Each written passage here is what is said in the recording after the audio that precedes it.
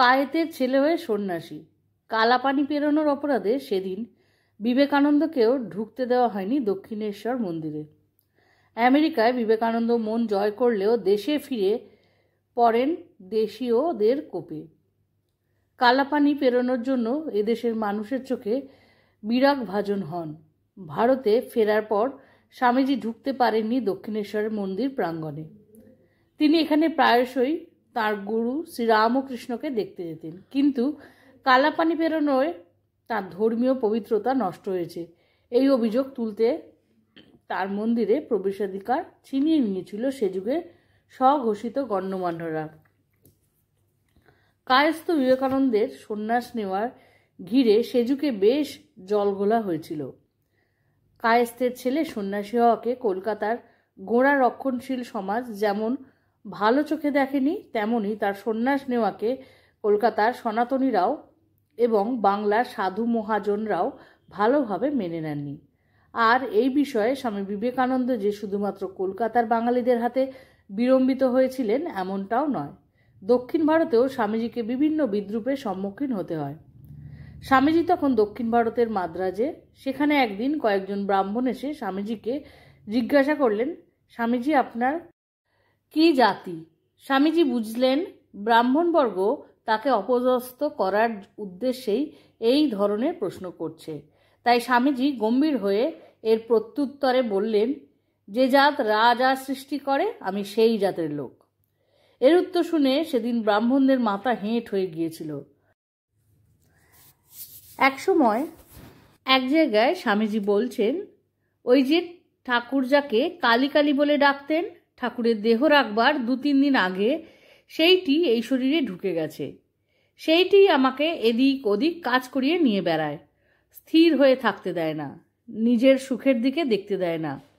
ঠাকুরের দেহ যাবার 3-4 দিন আগে তিনি আমাকে একাকী একদিন কাছে ডাকলেন আর সামনে বসিয়ে আমার দিকে এক দৃষ্টে চেয়ে সমাধিস্থ হয়ে পড়লেন।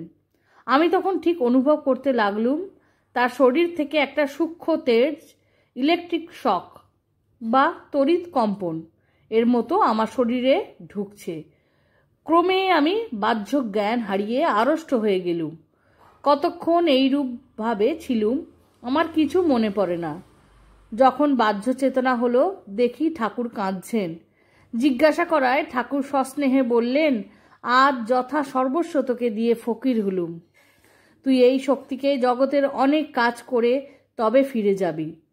আমার বোধ হয় ওই শক্তিই আমাকে এই কাজে সে কাজে কেবল ঘুরোয়।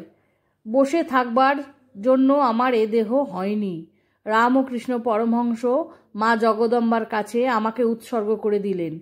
ক্ষুদ্রাদপি ক্ষুদ্র কাজেও মা আমাকে চালিত করেন, ইহা আমার দৃঢ় বিশ্বাস। তিনি আমাকে নিয়ে যা ইচ্ছে তাই করান।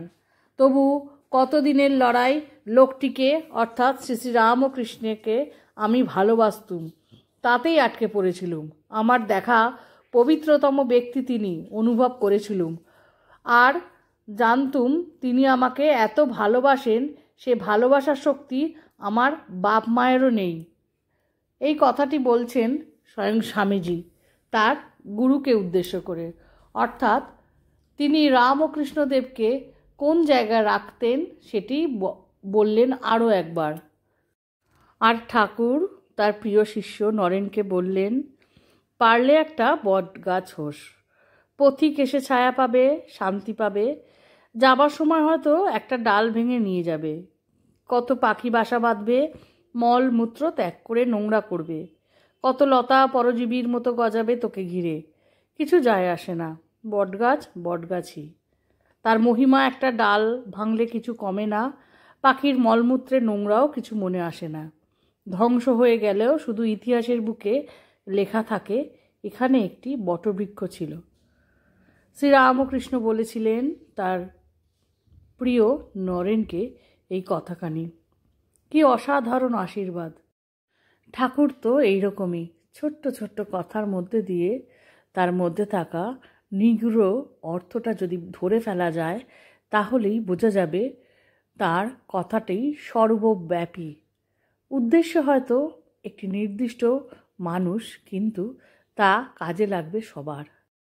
এই ছোট্ট ভিডিওটি আশা করি সকলের ভালো লেগেছে। ভালো লাগলে সঙ্গে থেকো পরবর্তীতে ঠাকুরের মার স্বামীজির আরও এরম ভিডিও পাওয়ার জন্য। ঠাকুরের কথাগুলি যত শোনা যায় তা আমাদের কাছে নতুন নতুন দিকগুলি খুলে দেয়।